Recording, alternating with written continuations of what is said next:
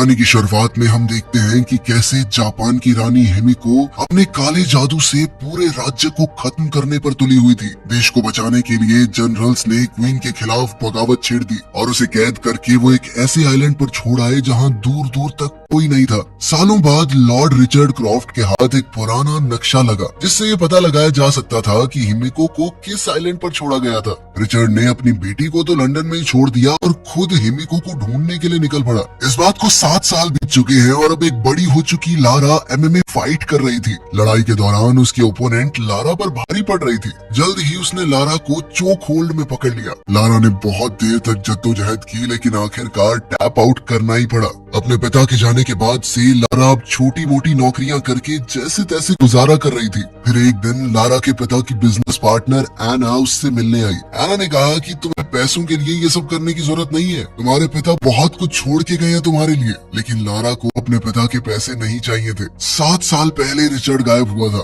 तो एना ने लारा से कहा कि देखो तुम पेपर साइन कर दो ताकि हम रिचर्ड को डेड घोषित कर सके, वरना इस तरह उसकी सारी प्रॉपर्टी बिक जाएगी, तुम्हारे हाथ भी कुछ नहीं आएगा। उस शाम लारा अपने पिता के बारे में सोचने लगी। जाने से पहले रिचर्ड ने लारा को एक नेकलेस दिया था जो लारा की माँ का था। रिचर्ड ने कहा कि इस नेकलेस को हाथ में पकड़कर अगर किसी को याद करो तो उस इंसान को पता चल जाता है कि उसे याद किया गया है। अगले दिन लारा क्रॉफ्ट होल्डिंग्स की बिल्डिंग में गई रिचर्ड को मरा हुआ घोषित करने के पेपर्स पर साइन करने से पहले लॉयर ने रिचर्ड की एक पजल जिसका नाम काराकुरी है लारा को दी। लारा ने वो पजल ली और उसे सॉल्व करते ही उसे एक छुपा हुआ लेटर और एक चाबी मिली। उस चिट्ठी में लिखा था मेरी आखिरी जगह का पहला शब्द। लारा तुरंत उसका मतलब समझ गई और वहीं पर अपने पिता की कब्र के पास गई। उसने कब्र पर अपने पिता के नाम रिचर्ड का पहला लेटर आर दबाया, जिसके बाद वहाँ पर चाबी लगाने की एक जगह मिली। लारा ने जैसे ही वहाँ पर चाबी डालकर घुमाई तो कब्र की दूसरी तरफ एक दरवाजा खुल गया जहाँ रिचर्ड का सीक्रेट ऑफिस था। वहाँ लारा को कुछ फेक पासपोर्ट्स, एक पुराना वीडियो कैमरा मिला जिसमें रिचर्ड का एक मैसेज था। रिचर्ड ने बताया था कि कैसे उसकी पत्नी की मौत के बाद रिचर्ड ने अपनी पत्नी से दूसरी दुनिया में दोबारा मिलने के लिए कोई रास्ता निकाला, इसीलिए उसने प्रोजेक्ट हिमिको पर काम किया। वो चाहता था कि लारा हिमिको प्रोजेक्ट की पूरी रिसर्च को जला दे, क्योंकि अगर ये रिसर्च गलत हाथों में पड़ गई तो हंगामा हो जाएगा। वहीं लारा को एक डब्बा मिला जिसके बाहर हिमिको लिखा हुआ था। जलाने के बजाय लारा ने चीजों को देखना और पढ़ना शुरू किया। उसने हिमिको और जहाँ उसे रखा गया था उस आइलैंड यामाटाई के बारे में पढ़ा। लारा को पता चला कि रिचर्ड यामाटाई ही जा रहा था और जो कप्तान अपने जहाज में उसे वहाँ ले जाने वाला था उसके बारे में भी पता चला, क्योंकि लारा ने अब तक डेथ पेपर साइन नहीं किए थे, इसीलिए उसे अपने पिता की विरासत का पैसा नहीं मिला था। इसलिए लारा ने अपना जेड नेकलेस बेचकर जो मिला उससे वो हांगकांग पहुंच गई। यहाँ पर लारा जहाज के कैप्टन को ढूंढ ही रही थी तो कुछ लड़कों ने लारा की मदद करने के बहाने उसका बैग छीन लिया। लारा ने बोट्स के ऊपर भागते हुए उन्हें पकड़ने की कोशिश की लेकिन वो एक बोट पर चढ़ गए जो चलने लगी। लारा मार्केट के रास्ते से भागती हुई उनकी बोट तक पहुँच गई और जैसे ही लड़के बोट से उतरे लारा ने किसी तरह एक को पकड़ लिया जिसके पास उसका बैग था। अब ये लड़का लारा को चाकू दिखाकर डराने लगा लेकिन लारा हुक पर झूलती हुई दूसरी तरफ पहुँच गई। तभी वो जहाज द इंड्योरेंस उसे दिख गया जिसे वो ढूंढ रही थी, लेकिन ये लड़के अभी भी उसका पीछा नहीं छोड़ रहे थे और कुछ देर बाद उन्होंने लारा को घेर लिया। लेकिन तभी जहाज के कैप्टन लू रेन ने गोली चलाई और इन लड़कों को तुरंत वहाँ से भगा दिया। लू ने लारा को भी तुरंत वहाँ से निकल जाने को कहा, लेकिन इस वक्त लू ने कुछ ज्यादा ही पी रखी थी तो वो नशे में बेहोश होकर जहाज से नीचे गिर गया। लारा ने लू के ऊपर पानी फेंका उसे जगाने के लिए और तभी अपने पिता का वो लेटर दिखाकर लू से रिचर्ड के बारे में पूछने लगी। लेकिन लू ने बताया कि मेरे बाप का नाम भी लू है और हो सकता है कि तेरे बाप ने मेरे बाप से बातचीत करी हो, और सही बताऊं तो मेरा बाप खुद गायब है, क्योंकि अब लू और लारा दोनों के पिता एक ही ट्रिप पर गायब हुए थे। तो लारा ने उसे बताया कि ये दोनों यामाटाई जा रहे थे। लारा को अपने पिता की डायरी में कुछ कोड मिले जहाँ वो दोनों गए होंगे। लू ने अंदाजा लगाया कि ये कोड्स घड़ी की सुइयां हैं, जिससे लारा ने मैप पर निशान लगाया कि आइलैंड आखिर कहाँ पर होगा। लू ने देखते ही कह दिया कि आइलैंड बहुत ज्यादा खतरनाक जगह पर है, वहाँ जाना खतरे से खाली नहीं है, और वैसे भी मुझे तो अपने बाप से फर्क ही नहीं पड़ता। लेकिन फिर कुछ देर बाद जब उसने अपने पिता के साथ अपनी एक बचपन की फोटो देखी तो उसने एक बार दोबारा सोचा। लारा ने वहाँ पड़ी कुछ चीजों से अंदाजा लगाया कि पिछली रात तुम जुए में पैसे हारे हो ना। लारा ने मदद करने के लिए लू को काफी पैसों का ऑफर दिया। लू मान गया और फिर इन दोनों ने यामाटाई आइलैंड की तरफ अपना सफर शुरू किया। रास्ते में अपने पिता की डायरी पढ़ते हुए लारा को रिचर्ड के सामान में एक एशियन पजल मिली। उसे पता चला कि हिमिको को एक बंद दरवाजे के पीछे कैद किया गया था, जिसे खोलने का तरीका रिचर्ड को मिल गया था। उस आइलैंड पर भी हिमिको की जगह तक पहुंचना बहुत मुश्किल होने वाला था और वहां तक पहुंचने के लिए उन्हें बहुत सारी मुश्किलों का सामना करना होगा। इस मिशन के दौरान रिचर्ड के ऊपर एक ऑर्गेनाइजेशन ने नजर रखी हुई थी, जिनका नाम है ऑर्डर ऑफ ट्रिनिटी। ये ऑर्गेनाइजेशन तिलस्मी शक्तियों का इस्तेमाल करके इंसानों के ऊपर राज करना चाहती है। रिचर्ड को इस बात का डर था कि अगर इन लोगों को हिमिको की ताकत मिल गई तो वो क्या क्या नहीं कर सकते। खैर एक रात जब लारा की आंख खुली तो उसने देखा कि बाहर खतरनाक तूफान चल रहा है। वो ब्रिज पर चढ़ गई जहां लू जहाज को कंट्रोल नहीं कर पा रहा था। लारा ने देखा कि वो लोग यामाताई आइलैंड के बहुत करीब पहुंच चुके हैं, लेकिन बड़ी बड़ी लहरें अब जहाज को बार बार दूर फेंक रही थी। लू ने लारा से जहाज को खाली करने को कहा, लेकिन लारा अपने कैबिन में रिचर्ड की डायरी लेने गई और उससे वो पुरानी पजल पीछे ही छूट गई। तभी जहाज की टक्कर एक बड़ी सी चट्टान से हो गई और लारा पानी में गिर पड़ी। इस तूफान ने लू और लारा को अलग अलग कर दिया। लारा किसी तरह किनारे पर पहुंच गई और उसने देखा कि इस आइलैंड पर तो और भी लोग हैं। तभी किसी ने उसे मारकर बेहोश कर दिया। अगले दिन लारा उठी तो उसने देखा कि वो एक टेंट में है, जहाँ उसके साथ मैथियस वोगेल नाम का एक आदमी था। मैथियस ने लारा से कहा कि बिल्कुल तुम्हारी ही जैसी मेरी भी एक बेटी है। मैथियस ने बताया कि वो आइलैंड छोड़कर तब तक अपने घर वापस नहीं जा सकता जब तक उसका काम पूरा नहीं हो जाता। जब लारा ने अपना बैग चेक किया तो मैथियस ने उसे बताया कि रिचर्ड की डायरी अब मेरे पास है और अब उसे वो सब कुछ मिल चुका है जो उसे चाहिए था। मैथियस ने बताया कि तुम्हारे बाप को हमने पकड़ लिया था, उसने हमारी बात नहीं मानी, जिसके बाद उसे मजबूरन मारना पड़ा। ये सुनकर लारा का दिल बैठ गया कि उसके पिता अब इस दुनिया में नहीं है। जब लारा बाहर निकली तो उसने देखा कि कुछ कर्मचारी बम धमाकों से पहाड़ को गिराने की कोशिश कर रहे हैं। जब लारा को बंदी बनाकर ले जाया जा रहा था तो उसने देखा कि लू को भी कैद कर लिया गया है और वो लोग जबरदस्ती उससे काम करवा रहे हैं। तब मैथियस ने ऑर्डर्स दिए कि सभी लोग यहाँ से कहीं और चलने वाले हैं। रास्ते में लू ने लारा को बताया कि यहाँ पर काम करने वाले ज्यादातर वर्कर या तो ऐसे मछुआरे हैं जिनका जहाज डूब गया होगा तब वो यहाँ आ गए होंगे, या फिर ऐसे लोग जो इन स्मगलर्स के जाल में फंस गए। लारा ने बताया कि मैथियस ने मेरे पिता को मार दिया है और जल्द ही लू को वर्कर्स से पता चला कि उसके पिता को भी मार दिया गया है। लारा ने लू से माफी मांगी कि मैं तुम्हें इस खतरनाक जगह पर ले आई। रिचर्ड की डायरी से मैथियस को हिमिको के टूम की एंट्रेंस मिली और सभी वर्कर यहाँ तक कि लारा और लू भी इस एंट्रेंस के रास्ते को साफ करने लगे। तभी एक बूढ़ा आदमी कमजोरी से गिर पड़ा, लेकिन एक गार्ड ने कहा कि बुड्ढे खड़ा हो और काम कर, समझा। तभी लारा और लू उस बूढ़े आदमी की साइड लेते हुए गार्ड से भिड़ गए, लेकिन तभी मैथियस पीछे से आया और बूढ़े को गोली मार दी। लू ने कस्सी उठाकर गार्ड की तरफ फेंकी ताकि लारा को वहाँ से बचकर निकलने का मौका मिल जाए। जैसे ही लारा भागी तो एक आदमी उस पर गोली चलाने को तैयार था, लेकिन लू ने ऐन वक्त पर उस पर हमला करके लारा को बचा लिया। लू भी मौका देखकर उसके पीछे भागा, लेकिन मैथियस ने उसकी बाजू में गोली मार दी। लारा पहाड़ी पर पहुंची और गिरे हुए पेड़ पर चढ़कर उसे पार करने की कोशिश करने लगी, लेकिन गोलियां चलने की वजह से वो नदी में गिर पड़ी। लारा नदी से निकलने की कोशिश कर रही थी और जैसे ही वो झरने के पास पहुंची, लारा ने क्रैश हो चुके एयरप्लेन का विंग पकड़ लिया और किसी तरह से उसके ऊपर चढ़ गई, लेकिन बदकिस्मती से उसके वजन से वो जर्जर हालत में प्लेन टूटने लगा। लारा जल्दी से प्लेन के मेन हिस्से की तरफ भागी और उस विंग के टूटने से पहले लारा किसी तरह से प्लेन की बॉडी में कूद गई, लेकिन अब वो पूरा का पूरा प्लेन ही टूटने लगा और जाकर दो पहाड़ियों के बीच अटक गया। लारा को किस्मत से वहाँ एक पुराना पैराशूट मिल गया और जैसे ही लारा गिरी उसने पैराशूट खोल लिया। लारा किसी तरह बचकर जंगल में क्रैश हुई, जिस दौरान पेड़ की एक नुकीली टहनी उसके पेट में घुस गई। दर्द में चीखते हुए लारा ने वो लकड़ी बाहर निकाली और फिर उसने पास की ये गुफा में रात बिताने का फैसला किया।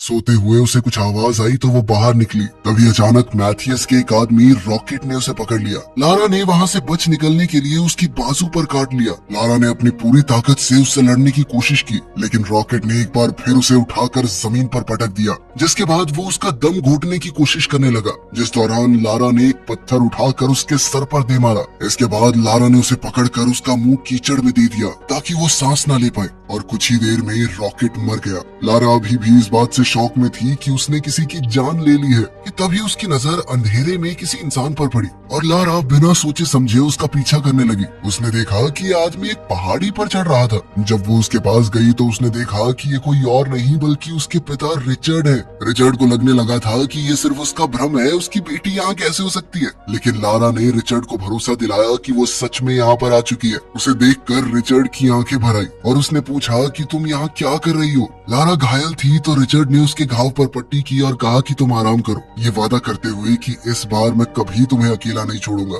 अगले दिन सभी वर्कर्स ने हिमिको के टूम का रास्ता साफ कर दिया, जिसके बाद मैथियस ने किसी को फोन किया। लारा सुबह उठी तो उसने देखा कि रिचर्ड दाढ़ी बना रहा था, जिसमें लारा ने उसकी मदद की। रिचर्ड ने बताया कि लारा को छोड़कर जाना उसके लिए बहुत मुश्किल था, लेकिन हिमिको की वजह से वो इस आइलैंड से नहीं जा पाया। उसने बताया कि मैथियस उसी ट्रिनिटी ऑर्गेनाइजेशन के लिए काम करता है और रिचर्ड को हर हालत में उसे हिमिको तक पहुंचने से रोकना होगा। रिचर्ड ने लारा से पूछा कि क्या तुमने मेरी सारी रिसर्च जला दी, तो लारा ने बताया कि उसने ऐसा नहीं किया। ये सुनते ही रिचर्ड काफी घबरा गया, लेकिन लारा का कहना था कि अगर वो ऐसा कर देती तो कभी अपने पिता तक नहीं पहुंच पाती। जब रिचर्ड को इस बात का पता चला कि उसकी डायरी मैथियस के पास है तो वो बहुत ज्यादा गुस्से में आ गया, लेकिन लारा को इस सब से कोई फर्क नहीं पड़ता था। लेकिन रिचर्ड ने कहा कि ये सब मजाक नहीं है, अगर हिमिको की कब्र एक बार खुल गई तो पूरी दुनिया तबाह हो सकती है। लारा ने सोच लिया कि वो मैथियस के फोन का इस्तेमाल करके ही वहाँ से निकल सकते हैं, क्योंकि इतने सारे फौजियों से लड़ना अकेले उनके बस की बात नहीं है।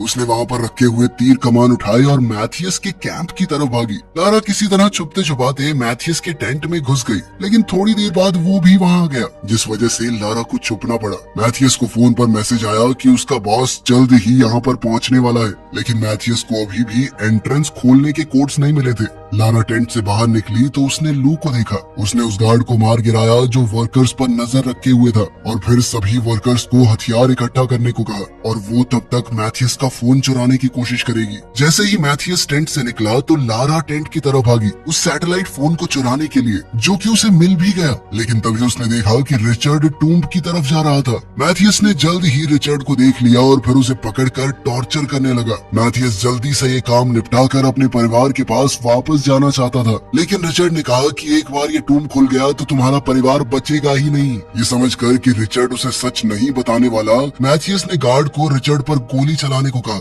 लेकिन इससे पहले गार्ड गोली चलाता लारा ने गार्ड को शूट कर दिया। अब उसने मैथियस पर निशाना तान दिया, लेकिन मैथियस ने अपनी बंदूक पहले ही रिचर्ड की तरफ तान रखी थी। मैथियस जानता था कि लारा दुनिया खत्म होने वाली बात पर भरोसा नहीं करती, इसीलिए वो चाहता था कि लारा अपने पिता को कैसे भी करके ये टूम्ब खोलने के लिए मनाए। बहुत सोचने के बाद लारा ने फैसला किया कि इतने समय बाद उसके पिता उसे मिले हैं, अब वो उन्हें कुछ होने नहीं देगी। लारा ने कहा कि मैं जानती हूँ टूम्ब को कैसे खोलना है, बिल्कुल वैसे ही जैसे उसने यहाँ आते वक्त वो पुरानी पजल खोली थी। लारा ने दरवाजे पर लगे पहियों को बिल्कुल वैसे ही घुमाया और एंट्रेंस का दरवाजा टूटकर गिर गया। लारा, रिचर्ड, मैथियस और उसकी पूरी टीम अब अंदर गए। अंदर घुसते ही एक तेज हवा का झोंका आया, जो रिचर्ड का मानना है कि हिमिको की सांसें हैं, लेकिन मैथियस ने कहा कि एक आदमी की सांस इतनी तेज नहीं हो सकती। तभी गलती से लारा ने ट्रिगर पर पैर रख दिया, जिसके बाद जमीन से एक भाला निकला जिसने एक गार्ड को मार गिराया। इसके बाद वो पहुंचे एक हड्डियों की गहरी खाई में, जहां लोगों के मरने के बाद उनकी हड्डियां पड़ी थी। दूसरी तरफ जाने के लिए उन्होंने एक सीढ़ी का इस्तेमाल किया। तभी अचानक एक गार्ड ने गलती से ट्रिगर पर पैर रख दिया, जिससे वहाँ मौजूद गोल दरवाजे अचानक से बंद हो गए और वो सभी लोग अब अंदर फंस चुके थे। साथ ही पूरा फर्श भी टूटने लगा। तभी लारा ने देखा कि उस तरफ एक गार्ड बाहर रह गया था, जो इस वक्त की होल से उन्हें देख रहा है। दीवारों पर बने व्हील्स को लारा ने चाबी की तरह इस्तेमाल करके दरवाजा खोलने की कोशिश की, लेकिन तभी जहाँ लारा खड़ी थी वो फर्श भी टूट गया, जिसके बाद लारा किसी तरह से दरवाजे से लटक गई। अभी भी लारा पूरे जी जान से दरवाजा खोलने की कोशिश कर रही थी, लेकिन वो नहीं खुला। तभी लारा को एंट्रेंस के दरवाजे की पहेली याद आई और उसे समझ आया कि दरवाजा खोलने के लिए येलो और रेड व्हील को कंबाइन करना पड़ेगा, जिससे एक हरे रंग का व्हील बनेगा। और अब जैसे ही हरी लाइट आई, दरवाजा खुल गया। जैसे ही दरवाजा खुला तो उन्होंने देखा कि यहाँ पर टूटी फूटी कब्रें हैं। दरअसल ये हिमिको की दासियों की कब्रें हैं, जिन्होंने मौत के बाद भी हिमिको की सेवा सिवा नहीं छोड़ी। ये सब बिल्कुल वैसा ही था जैसा रिचर्ड ने अपनी डायरी में लिखा था। ये देखकर लारा को लगा कि कहीं वो श्राप वाली बात सच तो नहीं है। अब आखिरकार वो लोग हिमिको की कब्र पर पहुंच ही गए। रिचर्ड ने मैथियस को समझाने की कोशिश की कि कब्र को खोलना बहुत बड़ी गलती होगी, लेकिन मैथियस ने उसकी एक बात नहीं मानी। गार्ड्स ने हिमिको के ताबूत को खोला और अंदर हिमिको की डेड बॉडी पड़ी थी। अचानक से हिमिको ने अपनी आंखें खोली और उसका शरीर एकदम सड़ने लग गया। लारा ने देखा कि टूम की पेंटिंग्स में हिमिको को दानव रूप में नहीं दिखाया गया।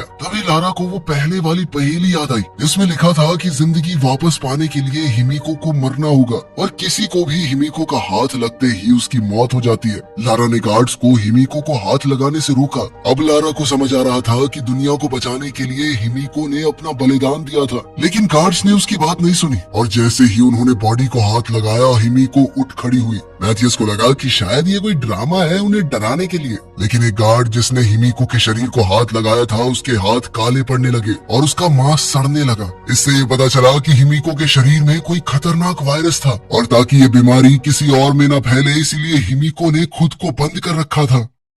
गार्ड का पूरा शरीर सड़ने लगा और डर के मारे उसने गोलियां चला दी, जिससे वो दूसरा गार्ड मर गया जिसने बॉडी को हाथ लगाया था और फिर मैथियस ने उसे भी गोली मार दी। ये सब देखने के बाद भी मैथियस ने हिमिको की एक उंगली ले जाकर अपने बॉस को देने का सोचा। जब वो ये सब कर रहा था तो लारा ने कुल्हाड़ी उठाई और आखिरी गार्ड पर हमला किया। साथ ही रिचर्ड ने उस मरे हुए गार्ड की बंदूक उठाई और मैथियस की टांग में गोली मार दी। घायल गार्ड ने लारा का पीछा किया जब वो बाहर की तरफ भाग रही थी। मैथियस ने रिचर्ड को घर जाने को कहा, लेकिन रिचर्ड किसी भी हालत में हिमिको की उंगली इस आइलैंड से बाहर नहीं ले जाने देगा, क्योंकि ऐसा करने से वायरस पूरी दुनिया में फैल जाएगा। मैथियस रिचर्ड पर गोलियां चलाने लगा, लेकिन जल्दी ही उसकी गन खाली हो गई। तभी इन्फेक्टेड गार्ड्स में से एक उठ गया और उसने रिचर्ड पर हमला बोल दिया। रिचर्ड का ध्यान भटकते ही मैथियस वहाँ से भाग गया। रिचर्ड ने गार्ड को गोली मार दी, लेकिन अब गार्ड ने उसे भी छू लिया था, जिसका मतलब ये था कि अब रिचर्ड के अंदर भी वायरस आ चुका है। रिचर्ड ने अपना खून रोकने के लिए बाजू पर पट्टी बांध ली ताकि उसकी बॉडी में वायरस बहुत धीरे से फैले। वहीं लारा मौका देखकर दासियों की एक कब्र में छुप गई, लेकिन उसका पैर एक हड्डी पर पड़ गया जिसकी आवाज से गार्ड ने उसे ढूंढ लिया। अब उन दोनों के वजन से कब्र टूट गई और लारा गिरकर एक दूसरे कमरे में पहुंच गई। गार्ड भी उसके साथ ही वहां गिर गया था। तभी लारा को एक ट्रिगर दिखा तो वो उस पर चढ़ गई, जिसके बाद बहुत सी पैनी लकड़ियों के टुकड़े उनके ऊपर बरसने लगे, जिनमें से एक गार्ड पर गिरी और वो तुरंत मारा गया। जल्द ही लारा वापस हिमिको के टूम के पास आई, लेकिन रिचर्ड ने उसे दूर रहने को कहा क्योंकि अब उसके अंदर भी वायरस आ चुका था। उसने लारा को मैथियस को रोकने के लिए कहा और तब तक वो हिमिको के टूम में आग लगा देगा। लारा किसी भी तरह रिचर्ड को बचाना चाहती थी, लेकिन रिचर्ड अपनी मौत को स्वीकार कर चुका था। रिचर्ड ने कहा कि मेरे लिए यही बहुत बड़ी बात है कि मैं अपनी बेटी को दोबारा देख पाया। रोते हुए लारा ने हथियार उठाए और अपने पिता को आखिरी बार अलविदा कहा। वहाँ मैथियस अभी हड्डियों की खाई को पार कर रहा था। लारा कूदकर सीढ़ी की दूसरी तरफ लैंड हुई और मैथियस को रोका। उसने मैथियस को लात मार के दोबारा दूसरी तरफ फेंक दिया, लेकिन मैथियस भी इतनी आसानी से हार मानने वाला नहीं था। उन दोनों के बीच खूब हाथापाई हुई। मैथियस ने लारा को गर्दन से पकड़ लिया, लेकिन लारा ने किसी तरह उसे गिरा दिया। वो किसी भी हालत में मैथियस को यहाँ से जाने नहीं दे सकती थी, इसीलिए उसने सीढ़ी को ही गिरा दिया। मैथियस ने अब कुल्हाड़ी उठाकर लारा की तरफ घुमाई। उसने लारा को जमीन पर गिराकर उसकी गर्दन पकड़ ली। वहीं रिचर्ड ने हिमिको के टूम को बम से उड़ा दिया। इस धमाके से मैथियस का ध्यान भटक गया और लारा ने उसे लात मारते हुए हिमिको की उंगली वाला बैग मैथियस के मुंह में डाल दिया। अब मैथियस के अंदर भी ये वायरस आ चुका था, जिसके बाद तुरंत लारा ने उसे खाई में धक्का दे दिया। अब वो पूरी जगह टूटने लगी तो लारा किसी तरह से दीवार पर चढ़कर ऊपर चढ़ने की कोशिश करने लगी। बाहर से जैसे ही लू ने उसे ऊपर चढ़ते हुए देखा तो उसने सहारा देकर जैसे तैसे लारा को बाहर निकाला। उन दोनों ने ट्रिनिटी के हेलीकॉप्टर्स देखे और पायलट्स को धमकी देकर घर छोड़ने को कहा। लंदन वापस पहुंचकर लारा ने वो पेपर साइन कर दिए, जिनसे अब ये क्लियर हो गया था कि उसके पिता मर चुके हैं और अब रिचर्ड की कंपनी की मालिक लारा होगी। जिसके बाद एना ने कहा कि अब पूरा बिजनेस तुम ही संभालो, लेकिन लारा ने कहा कि मुझे इस सब से कोई मतलब नहीं। आखिर में लारा ने अपनी माँ का वो नेकलेस वापस खरीद लिया जो उसे बेचना पड़ा था और उसे हाथ में लेकर अपने माता पिता को याद किया। वीडियो पसंद आई तो लाइक कर देना, चैनल को सब्सक्राइब कर लेना। मिलते हैं अगली वीडियो में।